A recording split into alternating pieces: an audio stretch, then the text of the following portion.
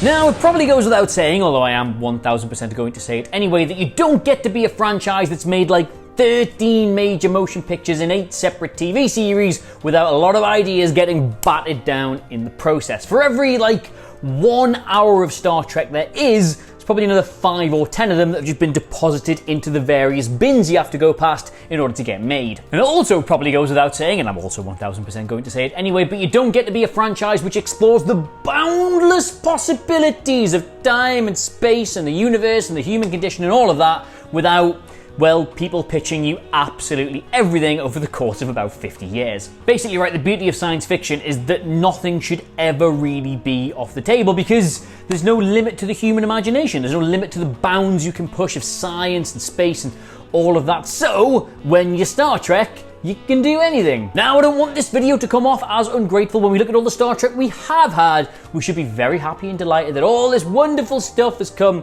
into our lives at some point. But just when you look at all the Star Trek stuff we nearly got, it's outlandish adventures, in-depth character studies, even ideas that would have pushed the entire canon towards strange new worlds. See what I did there? Let's explore all of them because my name is Adam Cleary and these are 10 scrapped Star Trek shows you're never gonna get to see. Number 10, Reboot the Universe. Just going to open with a complete shocker here. The proposed Star Trek Reboot the Universe show was going to... oh, you're there already? Yep, reboot the universe. Not in like some big biblical sense of going back to like the primordial soup and messing with everything and everything having a do-over and stuff like that. No, just like in the Hollywood sense of just recasting everybody and sending them on new illogical adventures, that kind. Now, the idea came about in 2004 just as Star Trek Enterprise was starting to wind down, and the premise was simple. You go right back to the original 5-year mission of Kirk et al., except this time it's in an alternate universe where you're free to do whatever you want and do whatever you want with much better effects. What's that? Why, yes, just like the J.J. Abrams movie. Now, one very interesting caveat of this was to take the idea from the 1960 show of taking already existing stories and adapting them for the Star Trek universe. And during the pitching process, the 2 authors they wanted to use most were Michael Crichton, him of Jurassic Park fame, and Stephen King, him of just being Stephen King fame. That would have been awesome. Number 9, Star Trek Phase 2. Yes, quick hello to everybody who joined us in the live premiere of the Amazing Facts About the Enterprise D video, where I was like, what? You don't know what Star Trek Phase 2 is? Well, strap yourself in, bucko, because some point in the future, I'm going to do a video that's going to rock your cock off. Well, this is the future, this is that video. Sorry about your cock. Now, in fairness, it's not entirely accurate to say that you never got to see Star Trek Phase 2 because a lot of the DNA in it went on to inform various other things in Star Trek. The episode titles, some of the characters, even the very design of the Enterprise in this went on to be the foundation for the USS Discovery. Now, this idea came along in the 1970s and was supposed to push the timeline 10 years forward into the future. It also added 2 new characters, Commander Decker and the Deltan Elia. Yep, from the film, and the 2-hour pilot was going to be called In Thy Image, in which a machine, a giant, terrifying machine, traversed the galaxy to get to Earth in order to find its creator. Yeah, again, that is just the film. Now, in the end, they decided a new Star Trek series wasn't really feasible, so what they did was they just bundled it all together, tried to cash in on the success of 2001 and Star Wars, and made Star Trek the motion picture, although they tweaked the character slightly, tweaked the story slightly, but it's largely what was pitched for Phase 2. Interestingly, though, a lot of stuff did end up in the Next Generation as well, because the original character descriptions of both Elia and Decker ended up being Commander Riker and Deanna Troi, as well as a number of episodes that were written for Phase 2 ended up getting cobbled together for use in the Next Generation as well. I think Devil's Due was one of them, I forget the other. Number 8, Star Trek Academy. Now, in 2003, it was strongly rumoured that Viacom wanted to end Star Trek Enterprise. So one William Shatner, a very outspoken critic of Star Trek Enterprise, decided now was the time to get that screenplay out of the drawer, slap it down on some TV executives' table, and make Star Trek the way Jimmy Kirk wanted to make Star Trek. So he wrote Star Trek Academy, which went back to the original crew's younger days training at the Academy, and it just did whatever the hell it wanted to. Really, it retconned the bit where Kirk and Spock first meet to take place in Anyone? A flippin' strip club. Because of course. So with all these great ideas in hand, Kirk marched into Viacom and he was like, make my series, bitch. And Viacom went, no, because we're not cancelling Enterprise yet. And Kirk went, oh, bother? Now, I never want to be put off by just hearing the word no. William Shatner then took his ideas and he turned it into the novel series Star Trek Academy Collision Course, which was released to almost universal derision and not a whole lot of critical acclaim, which might sound like a burn, but Enterprise didn't do much better either, so... Number 7, HOPESHIP.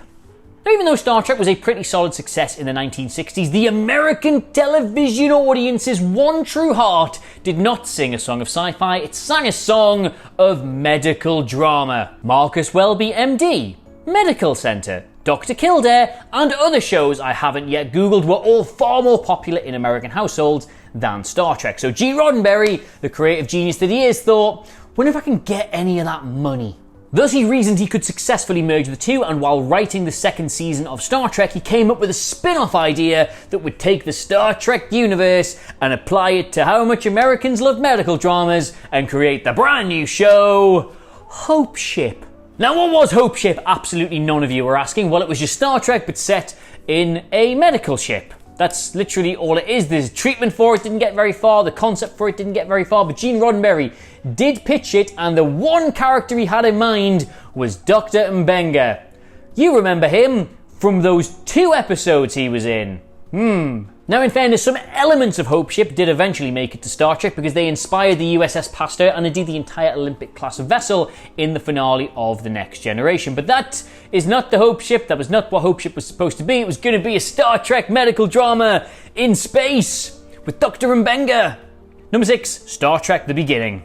Now, one thing I should very quickly point out here is that a lot of entries on this list, right, are going to take place in the mid-noughties, because with Enterprise winding down, there was the first ever proper vacuum, pun intended, of Star Trek television series. There was nothing happening and there was nothing planned, and so anybody who ever wanted to make a Star Trek show, that's when they got their ideas in, but then they all got bantered off the face of the earth by the J.J. Abrams film, like this did. Now, one that actually got pretty far along the development line is also probably the best one of the lot. It was called Star Trek The Beginning. It was going to pick up where Enterprise left off and then end where the original series started. So it was designed to bring the entire franchise on the canon completely full circle and fill that last gap. And it actually got as far as them writing scripts for the first movie. And said script, what was it about? Well, it concerned the character of Tiberius Chase, who was both a distant relative of James Kirk and also the most Hollywood name Star Trek has ever come up with. During the Earth-Romulan War, a savage attack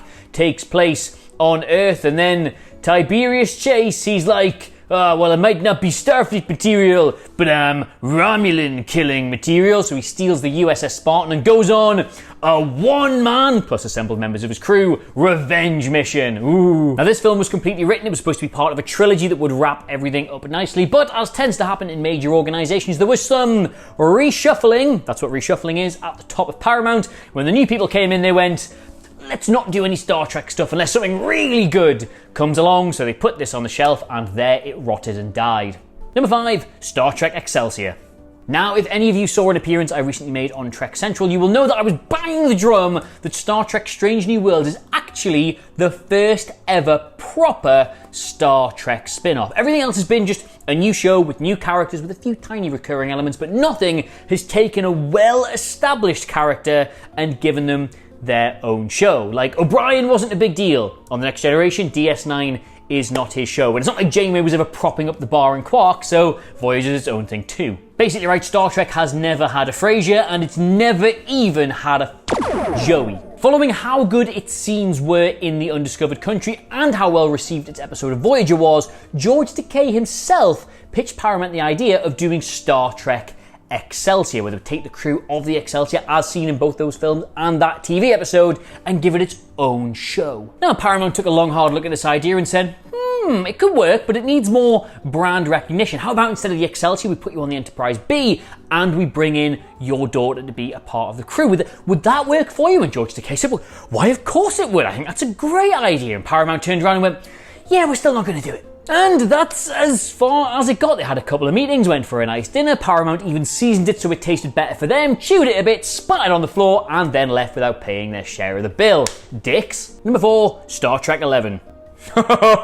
You are not going to believe what we were supposed to get as a direct follow-up to Star Trek Nemesis. What had its script almost written, what had its story planned out, what had its seeds planted in Nemesis itself that would have been made had it not been the most critically unsuccessful and commercially unsuccessful Star Trek movie of all time. It was good. Now you all remember how Riker was cleverly set up as the captain of the USS Titan at the end of that movie. Well, he's off having his own adventures when he gets into a spot of bother, and conveniently just happens to be fairly close to Deep Space Nine, where both the Enterprise and Voyager just happen to be. And then, for loads of contrived plot reasons, all 3 of the captains take all 3 of their ships to go and rescue him. That was literally going to be the story. Also, Data comes back in the body of B4 just like Search for Spock or something. However, as mentioned, yes, Nemesis did bomb harder than your own father in a hotel swimming pool, so didn't get made. Shame.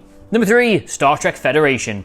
Yes, here we are again, a radically new Star Trek series that would have pushed the boundaries and pushed the canon that was kind of considered as a really good idea, only to get Ted stuffed into the toilet by J.J. Abrams, who wanted to do a big film. 300 years into the future and the Federation is a spent force. The Vulcans have left to go and reunite with the Romulans. The Bajorans, they have gone. The Betazoids, they have gone. The Andorans, they have gone. There's now only a few members of the Federation left, and the whole thing is just too human-centric for anybody to take seriously. They have lost their way as both a peacekeeping and an exploration thing. And then, to make matters worse, a new enemy enters the galaxy. The Scourge are looking to finish off the Federation once and for all, in purely an act of PR to try and cheer everybody up and reassure them that the end isn't imminent. Starfleet recommissions a new version of the Enterprise and puts a useless descendant of Kirk on its bridge somewhere. They make him second officer purely for the crack. And then on its first ever mission, both the captain and the first officer are killed, promoting Kirk to captain, who then saves the day entirely. And from there we would get all these episodes